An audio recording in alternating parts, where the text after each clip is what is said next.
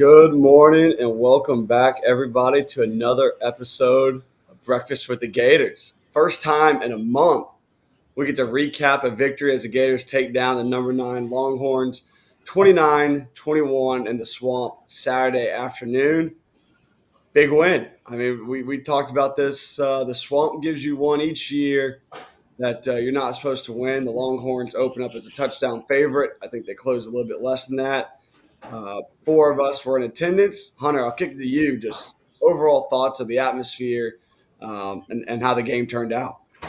Yeah, I mean, it was awesome. Obviously, getting in there, seeing the Swamp like we knew it would be, sold out crowd. They brought the energy, and just awesome to see a win. I mean, obviously, like you said, it's been a month, and that was LIU, so to get a big win like that was pretty cool. And we'll talk about it, but it was domination for most of the game. Obviously, ended up being a little closer than we would have liked at the end, but dominating win like that against a Texas team, it was a good time. It was fun. Will, where were you sitting today? Were you in the wine and cheese crowd, or were you down in the? No, no, we were over in section 14. I like to on these really big games. I like to be within earshot of Billy so that I can help him call plays a couple times. So, my bad. I actually told him to call timeout there late in the late in the fourth quarter.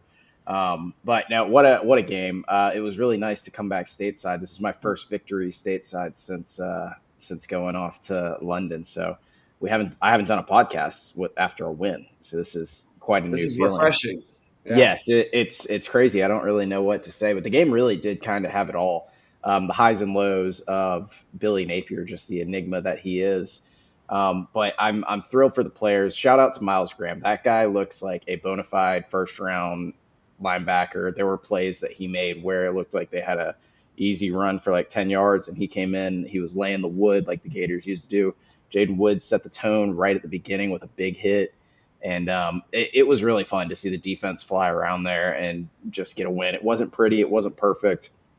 We did our darndest to like give it away there at the end, but it was a lot of fun. You know, the Gators really needed a victory, so I'm very happy for the players who were able to come out there. They played for their coach. They played for the logo, just like we've been asking them to, and they got a big dub. Yeah, it wasn't pretty and it wasn't perfect, and that's pretty much like the slogan for Billy Napier football.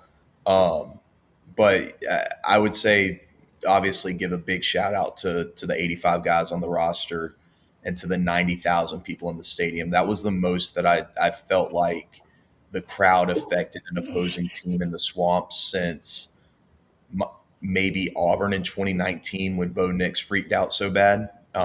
The procedural pre-snap stuff that we were able to cause as a crowd, whether it was false starts or delay of games, that was they melted down, and obviously they handled the horseshoe, I guess, the season opener a little bit better than that. But the way that the Swamp was alive, it kind of, my dad texted me before the game and asked if there was juice in the crowd or if it felt like it was charged up in the stadium. And I think the phrase that I used to text him back was it's a wait and see crowd. And you come out, you start fast, you score, which was something that on Breakfast Bites this week we said, Billy Napier teams don't necessarily start fast. They come out, they set the tone, they score, and all of a sudden the crowd starts to believe, and you look up and you get a 3 and out, you get a stop, you force a punt, you're on another long drive, and you're up by 2 scores early. And yeah, it was a lot of fun, man. I don't think that this changes anything. I don't think anybody's going to argue that this changes anything long term about the trajectory of the program or the direction that we're going. But when you only have 6 games in the Swamp every fall, to have one of those games be against a top 10 team and to come out and put together a performance and make it fun in that stadium, it's special. It's special when you get a win like that. So it was a great time. Always a blast. Sam, you were watching from a bar in Scottsdale, Arizona. We were at the Gator crowd. What were the vibes out west? Yeah, I actually was driving around this morning. I saw a gator out in the wild walking their dog. Have give him a couple beep beeps walking driving by, but was just watching at a local bar, and glad that you guys were able to really soak in another good swamp environment. You guys deserve it. Great fans. But yeah, great to get a win. Kind of like Devin said, it doesn't change anything really in the grand scheme of things. So I think it's kind of like, do we want to win? Do we want to just rip the Band-Aid off immediately? But the team deserved a good win like that. They've been playing, especially the defense, been playing so well to start the season, and nice to see the offense, kind of get it together a little bit. Like Devin said, opening drive touchdown. That was awesome. You don't see that too often. So well deserved win. Good for them. Soak it up. We just needed a win. It's nice to talk about a win for once. Over an FBS team at that too, Sam. Yeah. Well, we don't need to. Let's not get greedy. Let's not get greedy here. But no, a great win, and what was a marquee, supposed to be some marquee game, but it was nice to get one either way.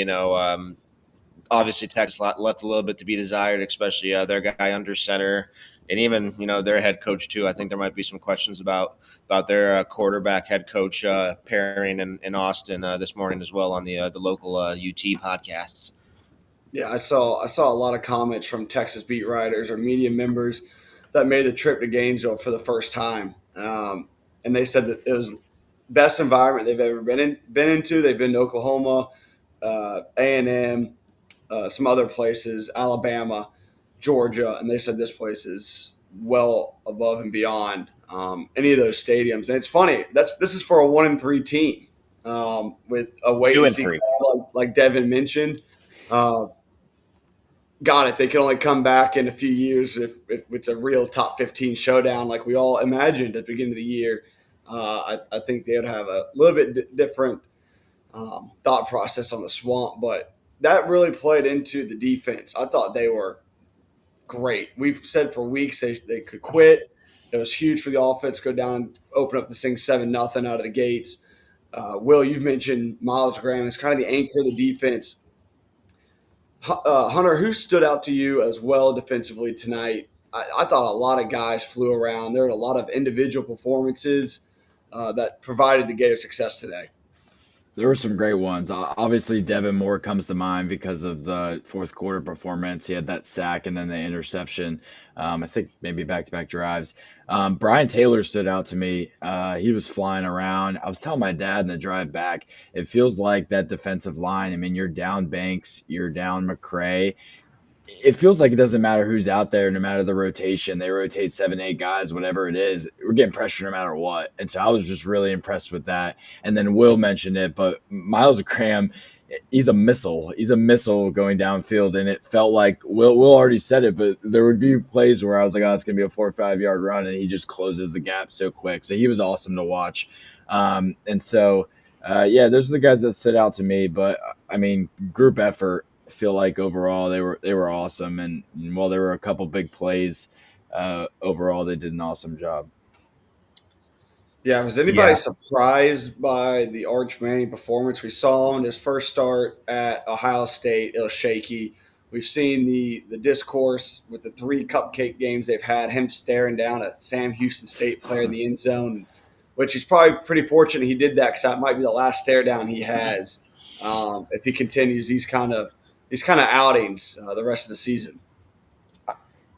I thought Arch was fine. I thought that, he's certainly not this unbelievable, like he's a 5-star quarterback maybe, but he's not, the second coming of Jesus Christ like he was, claimed to be out of college, or out of high school. I thought he was almost, it was almost the way that DJ has struggled a little bit, where like every single time he takes a snap, there's just a rush in his face. But I was impressed with his poise in the pocket, and he did a really good job, I think, of stepping up and limiting our sacks to only like 2 or 3 yards. Like I remember one time we got back-to-back sacks, and I looked up and it was only 3rd and 12, and I was like, how? But he just kept stepping up in the pocket and everything. He took some really big hits and was still standing in there and making some throws, and so. I didn't come away all that impressed with how he played, but I thought that given the, how the swamp was going, his team was being heavily penalized. Our front seven was just creaming them up front. I thought he made some really nice throws, and he had a couple that were dropped, a couple others that could have been picked too. So some good, some bad for Arch, but I think he's a little bit overhyped. But I think he has definitely improved from the Ohio State game to now. We jacked him up a couple of times. Like Yeah. I was impressed with the toughness. I thought that he came back and had a better second half than he did first half. Ended up, I think, a decent stat line, like maybe threw for 230, 240 yards. I haven't gotten to look at the box score yet. But I came away just so impressed with the front seven. Like you said, Jaden Robinson's another guy that flashed. That's just been a really solid linebacker for us. Aaron Childs had a play in coverage where he had their tight end covered down the field, good athletic play. Little bit of concern with some of the busts in the secondary. But Cormani got cooked all game. Cormani got humbled a little bit. But it would have been all made up for if he caught that INT at the end of the game. I would have got it on everything. He stuck with it and almost made the ceiling play there at the end, and it was a beautiful play. That interception by Devin Moore was crazy athletic. I loved how he attacked the ball on that play. It seems like all year and even last year we were kind of just like in swat it down mode, and like he saw that I don't know if it was Castell or Thornton, whichever the safety was, had his man, and he went there and took that thing. Yes, great. Yeah, great play. It was just an awesome performance by the defense. We're to the point now, I think, where for so many years we've dealt with bad defenses. I think we're past the point. Knock on wood as we go into College Station next week, but I think we're past the point of it being, a week to week. Are we going to get a good defensive performance? I think that this is a really good defense that we have, and with the talent on the roster, it just you see it every week. So I was very pleased with the defense and bowing up there at the end when they probably shouldn't necessarily have had to bow up for one extra drive. Tate Casey said it best. We would rather have a good defense and a poor offense coming out of the gates, and like Will mentioned, keep the games close to 0 as possible. And you're going to give yourself some opportunities, and they did that last night. Hunter, were you? I believe the Texas running backs had 15 yards rushing. I think Arch had 37 of them, most of them on one play. 2 yards a carry, less than 1 yard per carry for the Texas running backs. Just an incredible performance all around from the front seven. And did any of that surprise you? We saw the physicality last year of that Texas team. They dominated us in the trenches. Obviously, we're playing with a completely different quarterback and scenario in Austin last season. But just overall thoughts of how we contained and limited their ability to kind of dominate the line of scrimmage. Yeah, honestly, it didn't surprise me at all. Like Devin said, I think they've shown us enough now to where it's not a week to week thing. This is an elite defense. This is a defense that's going to show up with anyone, and they've proven that. And like I said earlier, Banks is your NFL first round guy on the D line, especially when you're talking about the run defense. And then McCray's out too, and you're still doing that. So no, it's not surprising at this point. We give those guys the benefit of the doubt, no matter who they're playing. And the linebackers, having those guys behind you helps a lot too. You can be a little bit more aggressive on your angles, knowing that you have Miles Graham and Jaden Robinson behind you. And so not surprising at all. It's awesome to watch. It's impressive. I was a little nervous it'd be on the flip side that our offensive line would have a little bit of difficulty with them in the trenches. All I was hearing about was their front four, all four being NFL guys. And, not like our run game was, flawless tonight, but I thought they were pretty solid on the flip side too. Well, I thought the offensive line, best game of the year. DJ Lago, 0 sacks tonight by the offensive line. I think he was like 21 of 28, 300 yards or 298 yards. 21 of 28, 298. Yeah, he had some questionable throws there throughout the game, but for the most part, he was upright. Will, what were your thoughts on Lagway, the offensive line? They kept him clean all night. I thought he looked much more comfortable. It looked a lot more like the DJ we saw against LSU last year and Ole Miss last year.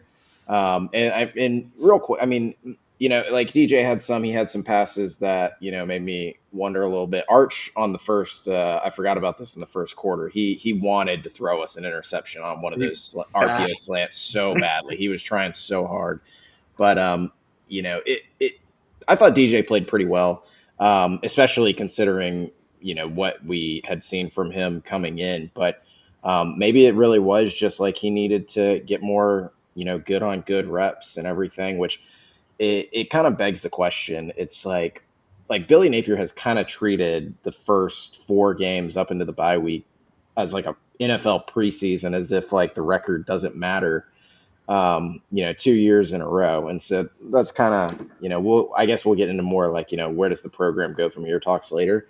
But it's like frustrating almost. It's like you see DJ with these nice downfield shots and everything, and it's like, why we did that all last year? Why could we not have done it in some of these other games?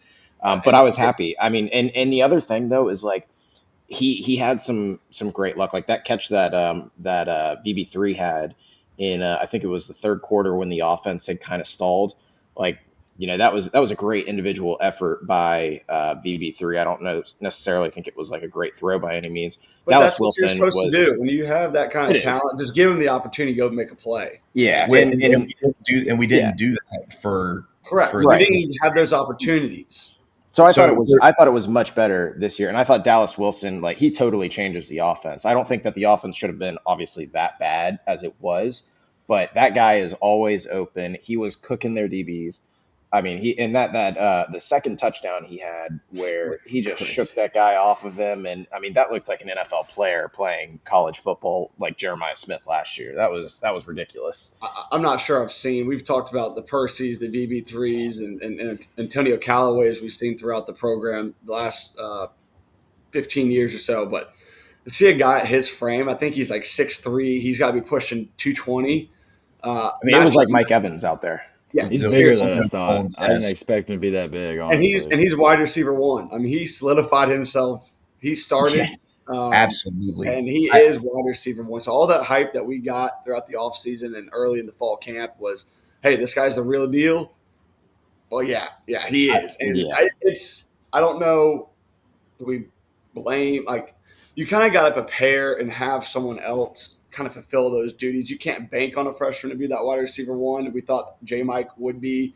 And he hasn't been that guy, but it was really, really nice to see Dallas Wilson come in and make a huge difference for this offense. I thought it was Devin. the most confident that DJ looked throwing the ball all season. And I don't know if it was because he practiced more or if it was because he was confident in throwing the ball to that guy.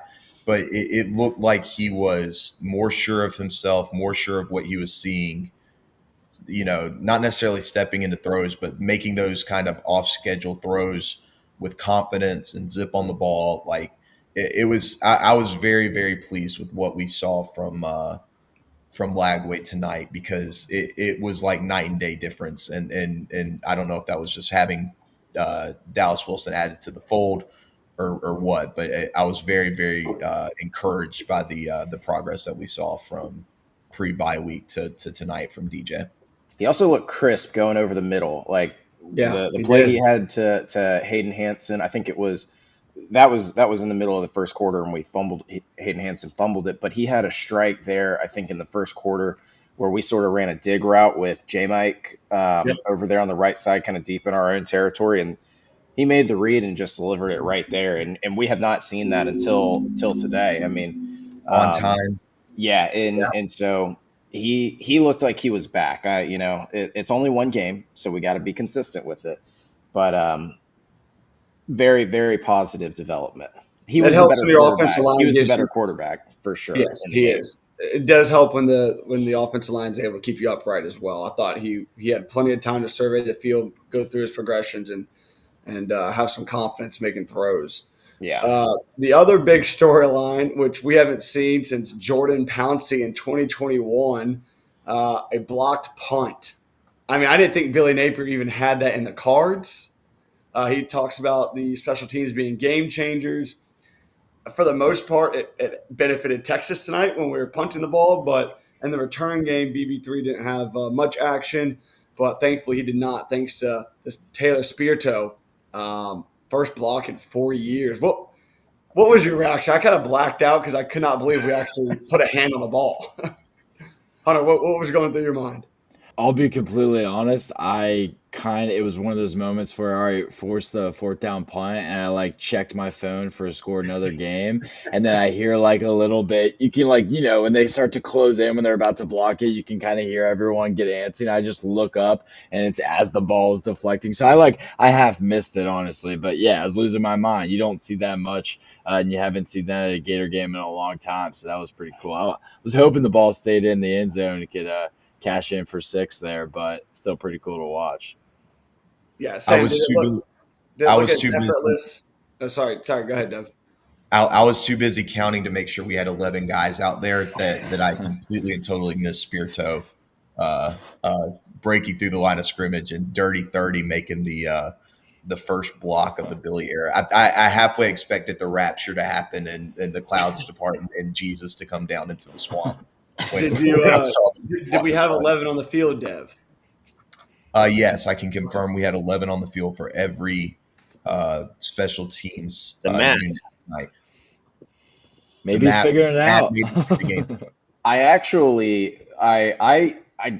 I did tell everybody I was sitting with that we were getting very close. They had 2 punts before then, and the one right before, I don't know if it was Spirito, but somebody drove their blocker right in front of the punt, and this thing went over that guy's head by about that much. I said, I haven't seen us rush punts, let alone block a punt.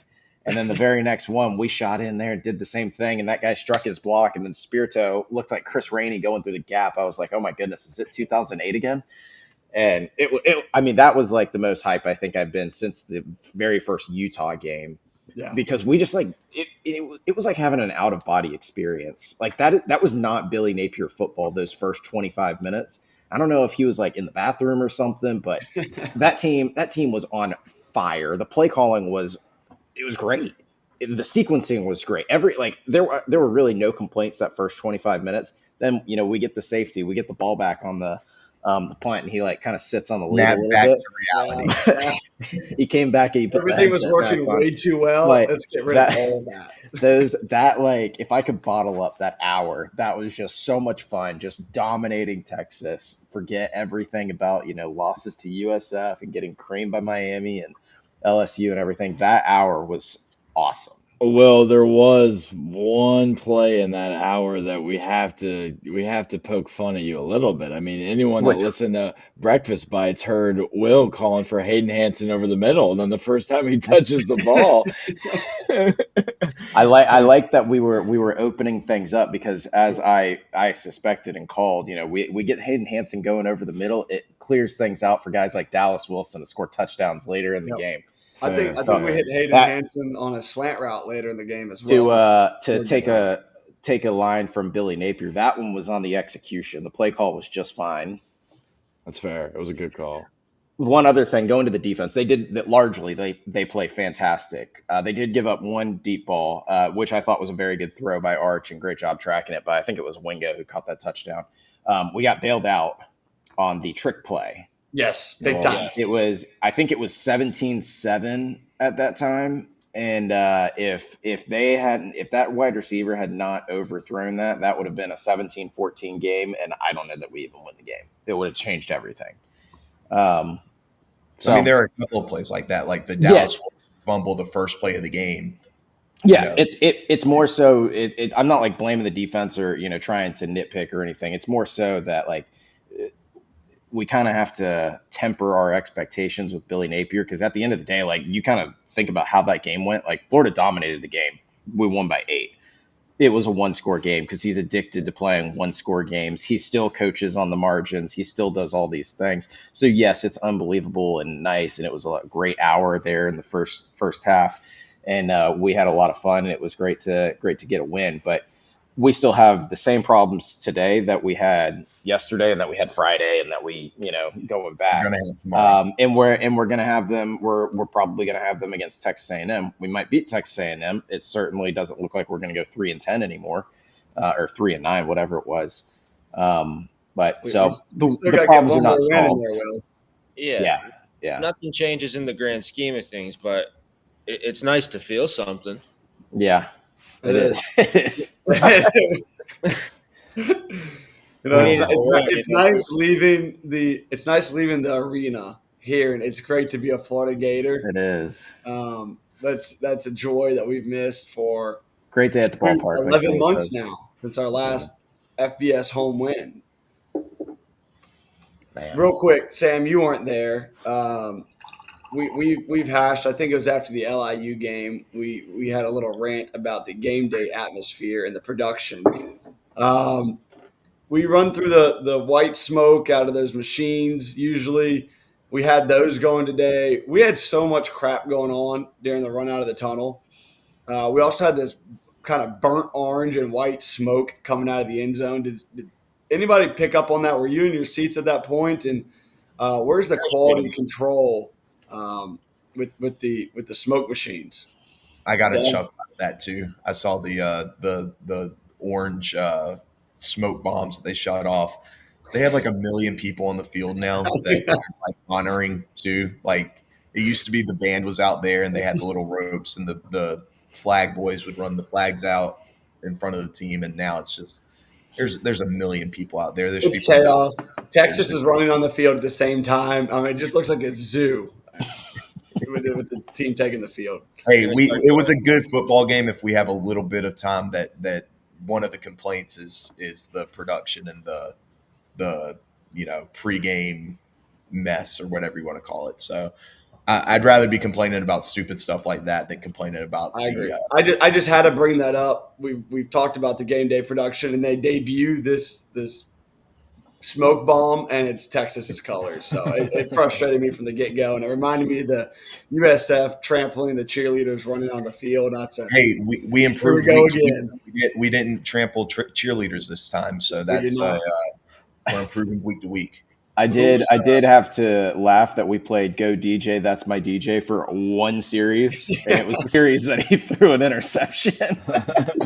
I think Dev pointed this out in our text chain. It was right. It was right at the end of the 2-minute warning, because I think Napier called that timeout the first play after the 2-minute warning. It was Highway to Hell is playing, and next play we start booing Napier for calling a timeout with 1:53 left, which I guess seems like the right call now, according to the rule book, but just a fitting scenario in the swamp.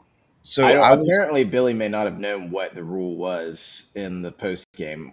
So I haven't had a chance to watch his post game presser, but apparently he did not come out and explain why he did that. So he might have accidentally gotten it right, which would just he might have accidentally been right, but it was still a bad process to get there. Yeah, that in and of itself would be a Billy Napier masterclass. Yeah. I was as frustrated. I was beside myself, obviously, after the timeout debacle, but I didn't understand how you almost get there's the issue with the rule where you almost get a reward if your quarterback gets sacked and his helmet comes off, because there's 46 seconds or 36 seconds left. We sack Arch Manning, his helmet comes off. They stop the clock. They have all 5 receivers run 40 yards downfield. Yeah. The clock stops. They're able to get their backup quarterback on the field without the time running. They do a 10-second runoff, but then they run a play. I was beside myself. It's the first time I've ever slammed my hat down trying to figure out why they stopped the clock for a sack with no timeouts left. It was almost like a free timeout just because his helmet popped off. Yeah. It drove me insane. It was like there was much more than 10 seconds that would have run off in between plays had Arch had to run off the field and then get their backup. From the left hash, too. He's got 40 yards get across the field and their backup come on. I agree. Right. It blew my mind. And then, of course, the very next play, their backup throws a beautiful little out route and gets out of bounds. We get a 15-yard penalty on top of it, and all of a sudden you looked up and they're on the 40-yard line. And when that happened, I thought we were going to lose. I 100% that. I was beside myself in the stand. Yeah, we'll go into the next segment. Player of the game. Sam, I'll start with you. You can go offense or defense. Let's just say no Dallas Wilson. Who you taking? I mean, I had Obviously, he I would had be a a whole different. thing planned up. I got this hat in Texas, wasn't in the city, but then I was going to say Dallas, so you kind of ruined that one for me. Offense, I mean, it's redundant, but probably Jaden Baugh, the way the guy continues to just get 3 yards at minimum when he seems to have absolutely nothing. He was incredible, and I think going into the game, Texas's defense was third in the country rush yards per game, and we absolutely smashed that total that they were averaging giving up. So really good for the run game, and then defense. Uh, I'll go Jaden Robinson.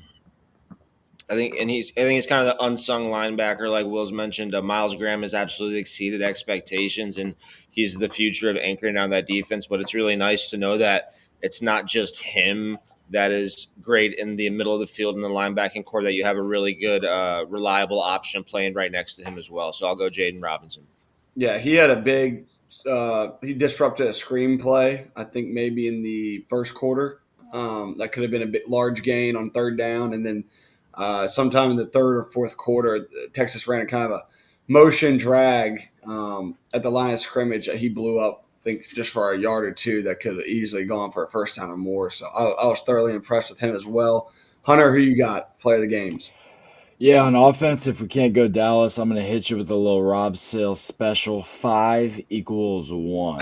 Give me the O line. They kept DJ clean. The pass protection was awesome. They played their best game of the year against arguably the most talent they'd see on the defensive line. Obviously, a few games in now, I'd probably argue Miami there, but still, regardless, I'll go the offensive line as a whole, and then give me Devin Moore on defense, especially that fourth quarter he had was awesome to watch.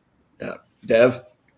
Hunter took the words right out of my mouth about the offensive line. On Breakfast Bites earlier this week, I said that Texas's defense was like one of the most impressive units that I had watched this year against Ohio State, and I, I was thoroughly impressed. Did not see it coming that our offensive line would open up holes. And Jaden Ball's awesome, man. Like that guy's an NFL running back, and we say it every time he gets enough carries to get going like that. His patience, his cutting, just a big physical SEC running back. He's awesome, man. I really love watching Jaden Ball run the ball. Defense. I was kind of surprised he had 27 carries. It felt like every time we were texting each other, he was out of the game for 20 minutes of real time. It felt like Duke Clark looked really good too. I thought that he's a little undersized still, and maybe it's because we're used to looking at Jaden Ball. But he looked quick. He had good vision. I thought I was impressed with him as well. And really kind of surprised that it was him over Kanan Daniels. But he's obviously earned it. He looked good on the field. And then I won't call him the player of the game, but I think that Mekhi Boyroe and Jamari Lyons deserve a little bit of shine. Coming into the season, obviously you got Caleb Banks is like the superstar of the defense. He's your probably your best NFL prospect. And those two guys were excellent. Mekhi Boyroe, if I'm not mistaken, had a wonderful pass rush from defensive tackle spot, got a sack early in the game. And I think that those defensive tackles, especially in a game where I think you said they ran for about 1 yard a carry with their running backs tonight, type of game that they have to step up. There's not as much depth there now as there was at the beginning of the year, and the fall off has been minimal. So I'll give it to the two defensive tackles that carried the load for a majority of the game, and go Mekhi Boyroe and Jamari Lyons. Yeah, 11 carries, 15 yards for Texas players not named Arch Manning tonight. That's outstanding. Incredible. Will? Go DJ. That's my DJ. I really was happy to see DJ bounce back. This is like a generational type quarterback prospect who had the worst imaginable start to the season. In the first, I think it was the end of the first quarter, it looked like he wasn't even going to be able to walk off. You got Tramel Jones warming up, and I was like, here we go. Billy's going to get year 5 because he's going to have almost beaten Texas with Tramel Jones. And he gutted it out. He moved in the pocket. It was night and day the way he looked differently. He had a couple bad throws still, but for the most part, I thought he looked really sharp. And so kudos to DJ Lagway for getting back on track. Defensively, you guys have kind of covered it all. I thought that our edges were putting pressure on Arch all night. I mean, it seemed like every single snap our edges were going, but I thought they did a great job of not overrunning the play. I think he only had like maybe 2 plays where he kind of was able to take off and run, and they were really, it was kind of when we were playing prevent defense, just keeping everything in front. And really selling out to try to get some sacks. And we did, of course, get some sacks there in the, late in the game. So I think largely it worked. But I thought those guys were great. I remember there were a couple plays where I think it was Cam James. It's not always like what shows up in the stats that he gets like a pressure or anything, but we forced them into a couple holding calls that put them behind the sticks. Mm-hmm. And that was because he has beaten his guy on the edge there and just dominated that tackle, and the tackle has to hold. And all of a sudden it's 1st and 20. And, as we know, being Billy Napier supporters, 1st and 20 is dead zone. You can't come back from that. So you could just talk. You can't say enough great things about how our front 7 played, especially those defensive tackles like you guys mentioned. But I thought that our edge group just looked really good. Yeah, shout out Brian Taylor. Yeah, Brian Taylor looks really good. JUCO to the SEC, and he's out there taking it to Texas. Yeah, is he the guy that just showed up on practice committed? No, that was Tavares Brown. That's Tavares Brown. Yep, you're right. I got a question for you guys. So Texas joining the SEC. They did before they joined the SEC. They had some good run against Alabama. Where they beat Alabama right in one of Saban's last years, but they've now been beaten by Georgia twice, where they looked like they got manhandled up front. They, kind of got manhandled a little bit there and almost lost to Arizona State. We just manhandled them.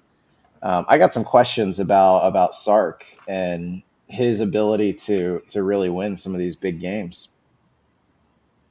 It's fair. Anybody fair else? Criticism. Yeah, I think it's fair criticism. I agree with you there. It's something. I think it's something to monitor. I don't think it's. Yes. There's probably some skies falling fans in Texas right now, and I get that. But I think they're probably going to try to hire Lane Kiffin before we do. I will say Sark had one of the best play calls I've ever seen. It looked like a wheel route from the opposite hash. They ran up the seam. I think that was one of their first or second touchdowns where the guy caught that insane catch and got wiped out. But I thought Sark called it a decent game. Just lack of execution from his offensive line. I really like Sark as a play caller. I respect him a lot. I think that you watch their offense and they do a lot of really cool stuff and it flows well. And I think that he's, how do you put this nicely? I think he's limited in his bag by what he's gotten from his quarterback so far this year. So that's kind of my take on where Texas is at. I think that they've put a lot of eggs into this Arch Manning basket, and he's a redshirt sophomore, and he's still getting spooked by loud environments in the SEC. First road loss in league play for Texas since joining the SEC. I don't think that they are like just the nature of Texas. I don't think they're accustomed to being in like rowdy, raucous crowds like that. Mm-mm. A lady behind me that was a Texas fan gasped when she heard us chanting "Move back, you suck."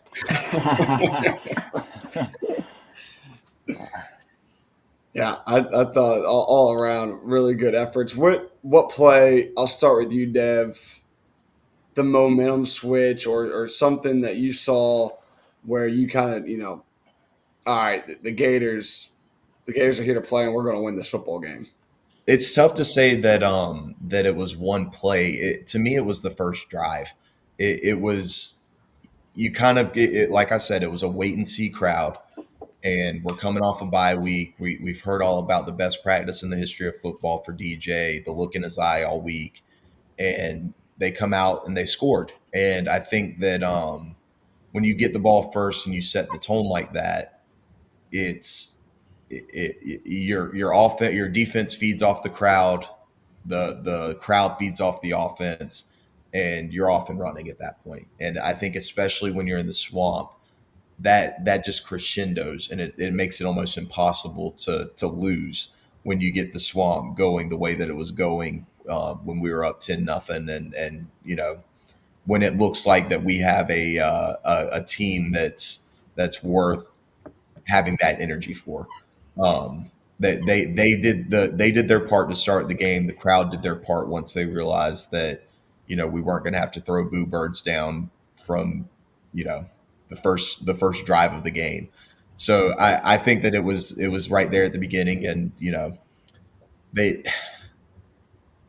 God love him. He can't he hates stepping on people's throats and ending games. Like you get the block punt, we get the ball back. It's 19-7. You feel like we've been in this spot so many times before, and then the drive after the block punt, you're just all of the goodwill for the first 20 minutes of game time just goes out the window because it reverts right back and snaps right back to what we've watched for 43, 44 games now. It's God love them, man. Yeah, I'm glad we what I'm we glad go?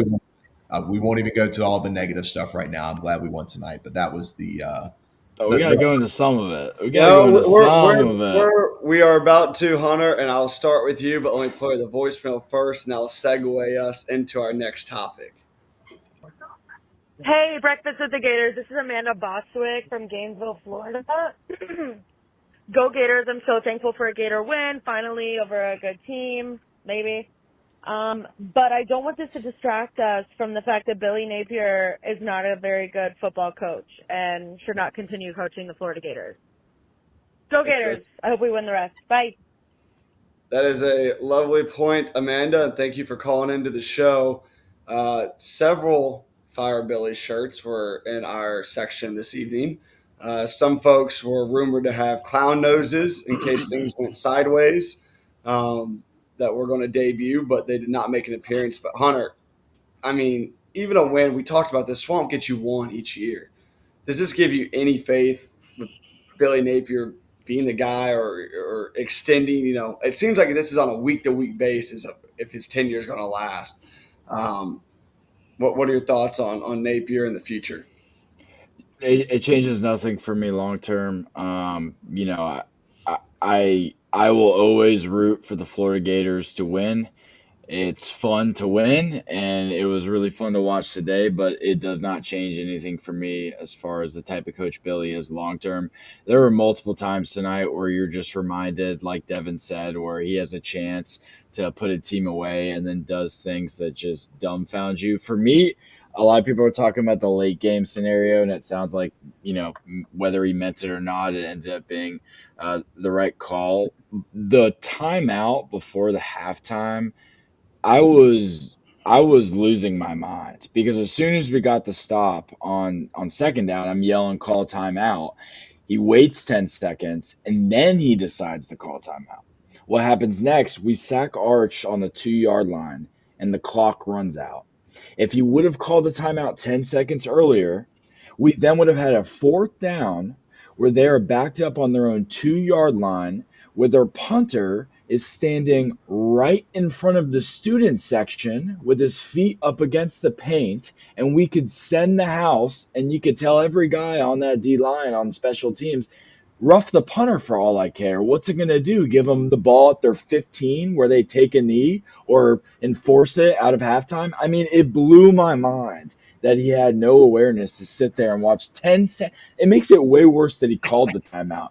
For me, it's like if you're not going to do that and it's just like, no, I don't want to risk anything. Let's just go to halftime. All right, then just go to halftime, Billy. It's soft. It's the bad call, but just do it that way. For you to wait 10 seconds, it was like in real time we were watching Billy Napier's mind work. And it takes 10 seconds for him to make the decision. You say, you know what? I should call a timeout here. I lost my mind. So really hopefully right. that answers your question. I would like to thank Amanda for calling in to segue that little rant by Hunter.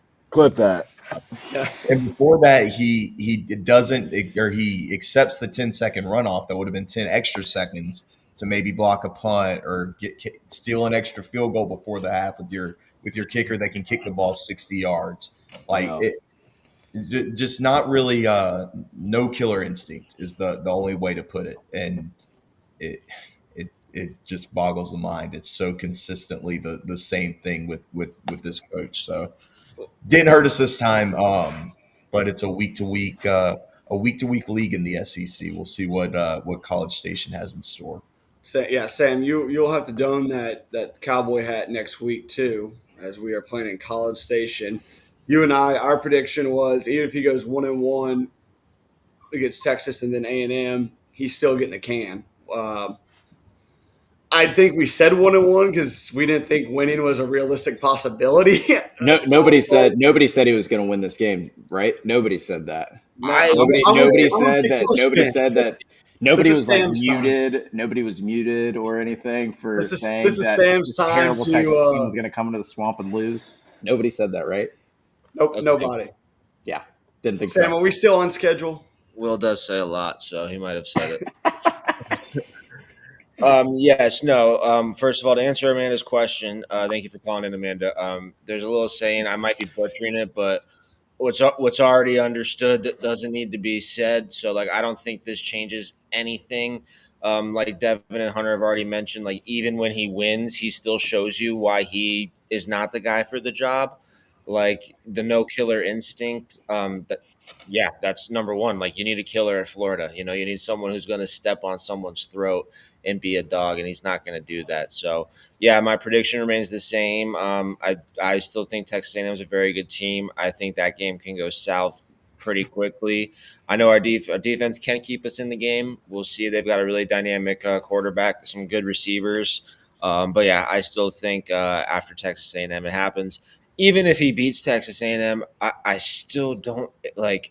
It's just delaying the inevitable at that point. Maybe after the Georgia game, like it's still just delaying it. But yeah, I'm still sticking to after A&M.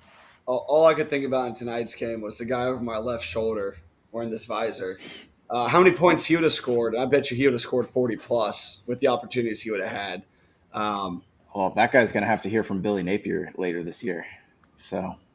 If it goes how we like, he will not be coaching. He'll be playing the other Billy on our staff, Billy Gonzalez, as the interim coach. he's gonna turn on the tape and see Vernell Brown and Dallas Wilson, and his eyes are gonna be this big, and he'll be on the phone with Jimmy Sexton saying, "I need to coach those guys." I think I texted you guys in the fourth quarter. I cannot wait for the Lane Kiffin great win at Gators football tweet, and I probably was going to go to the top of the stadium and just jump. So, I haven't reviewed his Twitter, but I do have his notifications on. It has not come by yet as of Sunday morning. But I did have a really sick thought real quick just because, talking about Billy and his job. Like last year, it was the true freshman quarterback that saved his job, and as awesome as Dallas Wilson was to see, like he's a beast. It's like, oh no, is this the second true freshman that's going to come through and save Billy's job? I told you guys that this is exactly what was going to happen. They're going to have figured something out over the bye week, and they're going to come beat Texas. And long term, I do not think Billy Napier is going to win a national championship at Florida. So should he be the coach? No. The goal at Florida is to win the national championship. He's going to win 9 games at Florida? He very well could. Like, here's the thing is, like, if you look at our trenches can compete with anybody. And when Lagway has confidence and, like, they're moving the ball and he's got targets to throw to like he had with VB3 and Dallas Wilson, Trey Wilson had 0 catches today. If we can get him involved and mix things up, we can beat anybody on the schedule.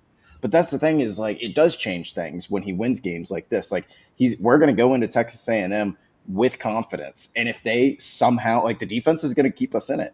They might lose close, which is what I think is going to happen. But if they somehow pull that off and then we get Mississippi State at home, like, we're better than Mississippi State, you could have turned the whole season around. And then you still have Georgia, and the back half of the schedule is very friendly as far as playing in the swamp. And FSU obviously doesn't look like they looked whenever they beat Alabama. And so it changes things in the fact that Billy Napier is not dead until there is a literal press release that says he's fired. I will not believe any sort of media report like, oh, he's gone, he's done this, that. Like, no, the guy, he might not have even known that he was supposed to come into work today on Sunday. But he won, so he's going to be there, and he's going to be there against Texas A&M. And if they beat Texas A&M, he's going to be working that Sunday too. And if he beats Mississippi State, he's going to keep working, and he may just win his way out of this just like he did last year. But it had to start with Texas, and it did. It did exactly like I told you it was going to happen. You're totally right, Will. But the problem is when you win, you feel like you're never going to lose again, and when you lose, you feel like you're never going to win again. And I understand that. And we've watched enough Billy Napier to know for every Texas game, for every Ole Miss and LSU game, you have the Arkansas game. But I don't believe that he has to go 9-3 to keep his job. I'm telling you, I think he could go 6-6, and they're going to talk about how banged up DJ was and how he had this unconventional offseason, and we had all these guys out like Caleb Banks, and the team never quit, and they hung together, and they won 3 games in a row down the stretch against Tennessee and FSU and all this. And then he's going to get another year, but it had to start with Texas. 6 was never going to be good enough this year. That's just 6-6 isn't even bowl eligible. Scott Strickland is the one making the decision, and I do not see him firing Billy Napier if he goes 6-6. You see that picture? Yes, he's like sitting there. He's sitting there like he's not firing the guy right now. We all would have fired the guy literally a year ago. 2 years ago. But he's still here. He's still here, and until he has the bottom fall out, it's just not happening. And bottom's falling out. No, it hasn't. You can't come back and beat Texas like this. This team will not quit, and I don't see them firing him unless we miss a bowl. Until if you go 6-6, you don't make a bowl game because LIU does not count. Then we'll see. We'll see what happens because I think he's gonna get another year. I really do. If we beat Texas A&M, that is the time I will come on this podcast and tell you all that I am nervous about William being right. Right now, I'm not nervous. I was non-breakfast bite, so I didn't get to give my prediction. I did predict Florida to win. It's the home swamp game. We all said it before the year. I know we were saying that when we were all predicted 9-3 and 10-2. It's the game you're going to win in the swamp. Yeah, some of us. If we beat Texas A&M, then it gets a little interesting because I do agree with Will when it comes to how the schedule plays out. If you beat Texas A&M, well then you got Mississippi State at home, and then you got a bye week to get ready for Georgia, and then you got a Georgia team that's not the Georgia team you usually see, and it's Billy Napier off a bye. Billy Napier is dangerous off of a bye. We got to stop this. We have got to stop this. We've watched this guy. He does not maintain momentum. He's your coach of the year. He was your preseason SEC coach of the year pick. What do you mean? It's a hot take. Let me finish my point. Material changes have happened since the preseason. This guy does not. I would agree with that. This guy does not maintain momentum. He's not going into College Station and winning next week. I don't think so either. He's just not. He is going to do all of the stupid stuff we saw for the last 35 minutes.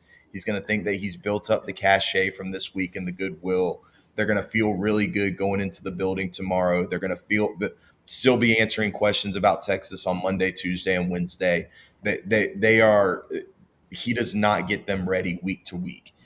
From LIU to USF, they were not ready. From USF to Miami or to LSU to Miami, they were not ready. There's no bye week in between this week and Texas A&M. They're not going to be ready to play next week. We've seen it. It would take us ignoring everything we know about Billy Napier to say they're going to be ready to play next week in College Station. We've all watched it. Pre Miles Graham leading this defense, man. Only so much. Have you seen him looking I should add. I'm saying this. I hope that we do come ready to play. I want the Gators to win.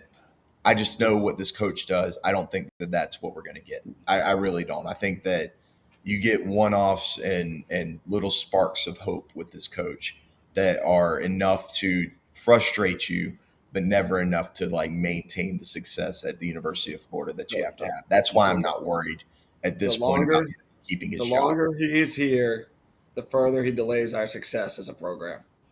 To be clear, I want to say that I am not rooting for him to keep his job if he goes 6-6. I'm just saying I don't see it happening with Scott Strickland. If he's a coach next year, you might be doing this podcast alone because I don't know if you can handle this again. Go the way of the Carolina Panthers podcast.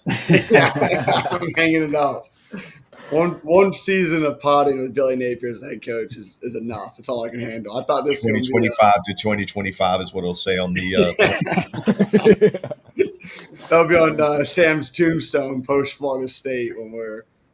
I know I lost the background. I couldn't find it. They're gonna be carrying Billy off the thing as we're going 8-4 and we're gonna be a 12 seed and they're gonna carry Billy off of the. Oh, I can carry him out with his furniture of his house and into his truck and back to North Georgia where he belongs. Molly McGrath is going to be interviewing him, and he's going to be crying, talking about hope, and then we're going to get slaughtered in the playoffs, and we'll just run it all. You're crazy, man. You're crazy.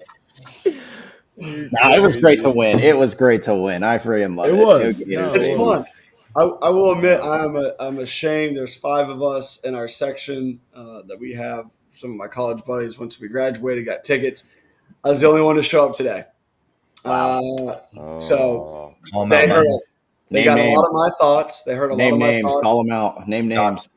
Yeah, I got Ian Fuller, I got Ryan Colburn, I got Andrew Engel, and I got Gabe Oletsky. All of you did no shows to the Swamp. Wow. They can't come back now because we won. No more coming back. I was, I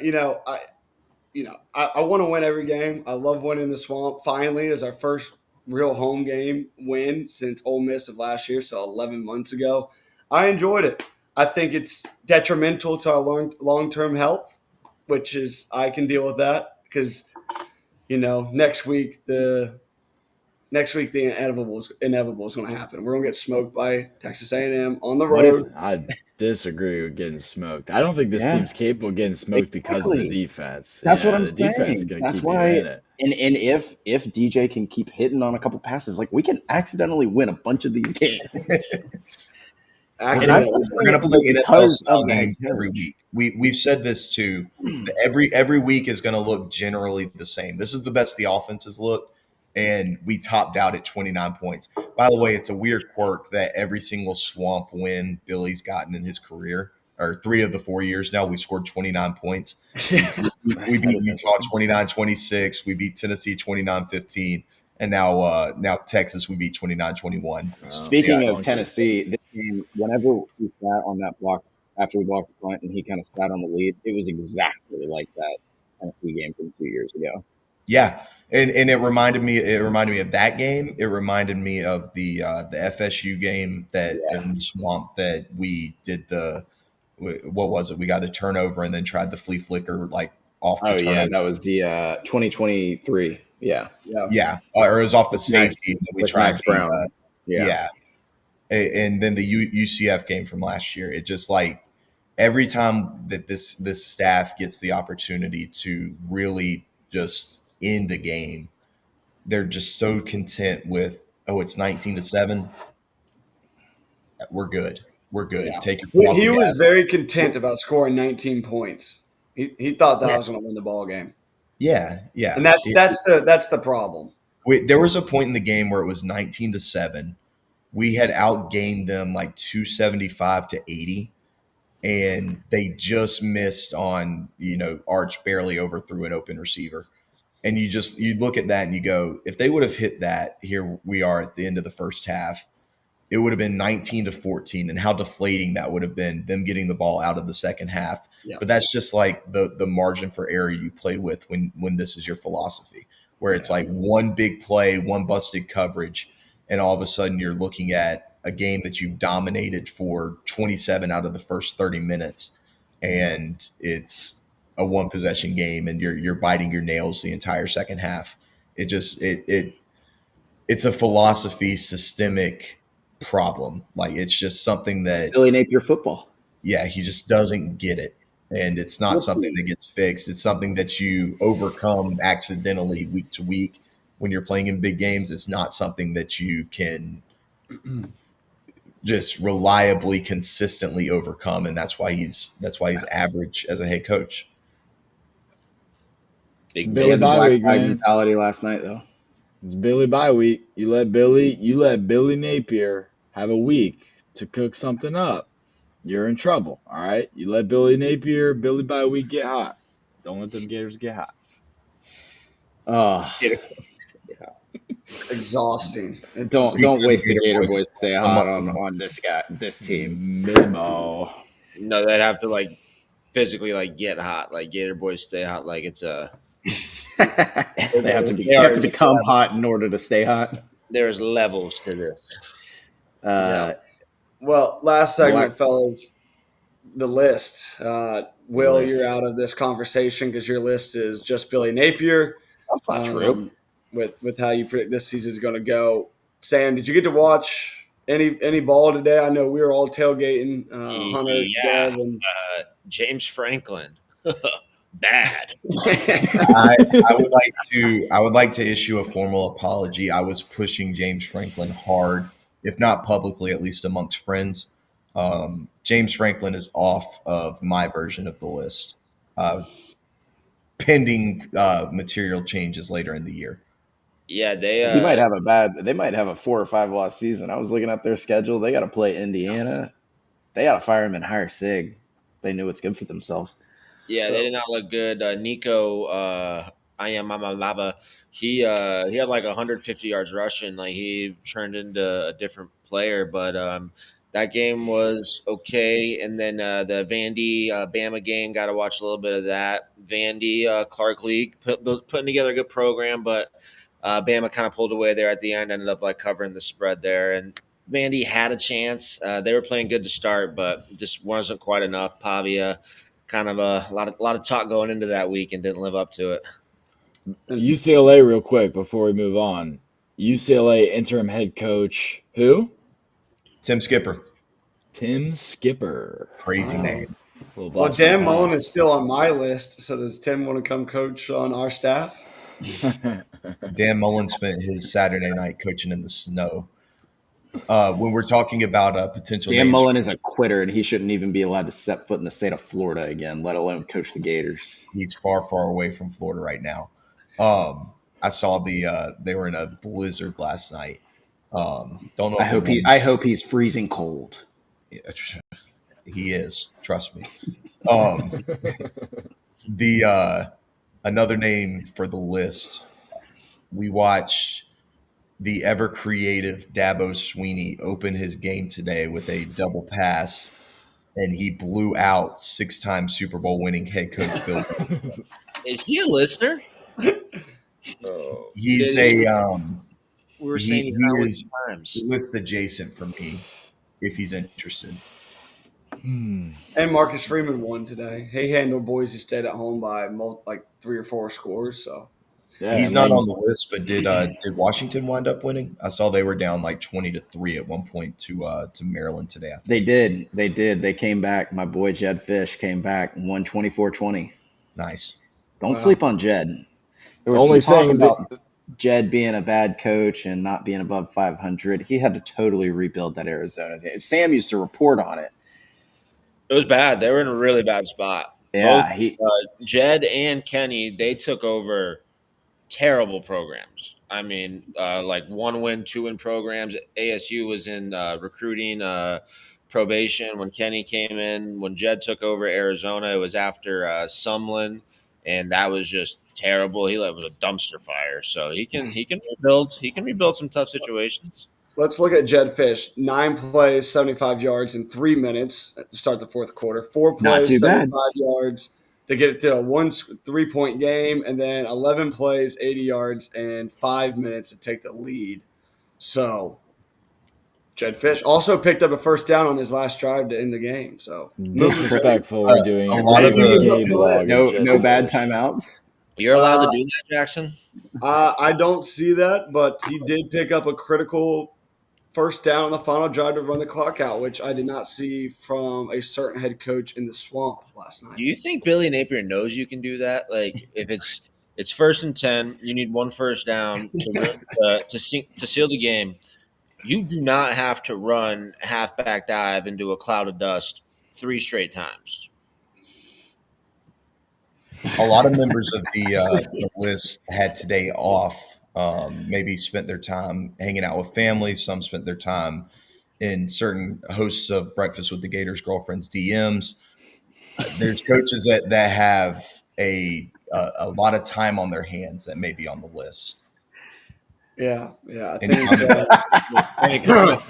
I think one particular coach is monitoring the situation down in Gainesville extensively and had enough time to reply to some Instagram stories today. Allegedly. vanish mode. Yeah. It was the That's not manager. if you want to vet Lane Kiffin, we're not going to add that. So that is I'm saying that's just a rumor around the tailgate today, but no facts we can present on this show. No evidence. What's the where satire? Yeah. I saw FSU lost today. I was disappointed in Miami. FSU lost last night. Excuse me. They were up 28-3, and that just would have been a really nice, funny score to laugh at our neighbors and stuff. But so we can't even have nice things with Miami. You know, just when we think that they're gonna, you know, do something nice for us, they let FSU totally back into the game. They ended up winning 28-22, which looks like it was a close game. What the heck? We're gonna kill FSU. We are. It's going to be great. That Gus Malzahn, rinky dink, razzle dazzle can't do anything. I don't know why it works on Alabama. I don't know what it is about it, but it only works on them and it works on Kent State and it doesn't work on major college football programs. Yeah. Tony Elliott, by the way, Virginia went on the road and got a win against Louisville. And I don't say that because Tony Elliott is on the list, but it has been floated before that Jeff Brom should be on the list, and that is asinine. Off the list. Tony Elliott, another overtime win. He had to go after at Louisville. Yeah, that's a guy that's sneaky saving his job too. He was very much on the hot seat before he beat FSU last week, and then now he's ranked. A little bit of a run now. If we beat Texas A&M, are we ranked at 3-3?